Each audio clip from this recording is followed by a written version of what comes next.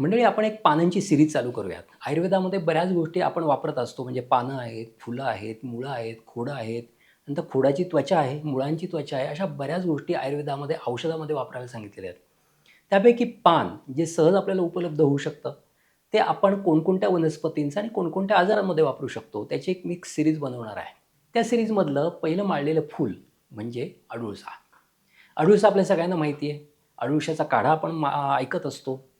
किंवा हा अडुळसा आपण बऱ्याच ठिकाणी अगदी आपल्याला नर्सरीमध्ये पण अडुळसाचं झाड मिळू शकतं. म्हणजेच ही अडुळसा वनस्पती आपण परसामध्ये लावू शकतो आणि फार सुंदर हिरवीगार आणि एकदम टरारून वर येते आणि डवरलेलं पण हे झाड असतं. हे झाड आपल्याला इमर्जन्सीमध्ये उपयोगी पडू शकतं. आता आपण बाहेर फिरत असतो, काही खात असतो, आईस्क्रीम खात असतो, थंड खात असतो. त्याच्यामुळे खोकला येण्याची शक्यता आपल्याला जास्त असते. घशामध्ये इन्फेक्शन होऊ शकतं, सर्दी होऊ शकते. कफ दाटू शकतो, छातीमध्ये कफ होऊ शकतो. अशा परिस्थितीमध्ये जर अडुळशाचा काढा घेतला, तर आपल्या छातीमधला, आपल्या घशामधला, आपल्या नाकामधला कफ व्यवस्थित सुटायला मदत होते. कारण काय आहे माहिती आहे का? कफ चिकटून बसतो आतमध्ये. तो सुटत नाही लवकर. नंतर सायनसेसमध्ये कफ चिकटून बसतो. मग त्याला बाहेर काढण्यासाठी त्याला द्रवीभूत करणं हे महत्त्वाचं असतं. यासाठीच हा अडुळशाचा काढा उपयोगी पडतो.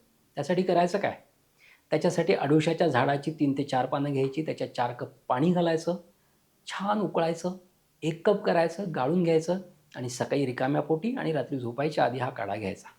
म्हणजे सकाळी वेगळा करायचा आणि रात्री वेगळा करायचा.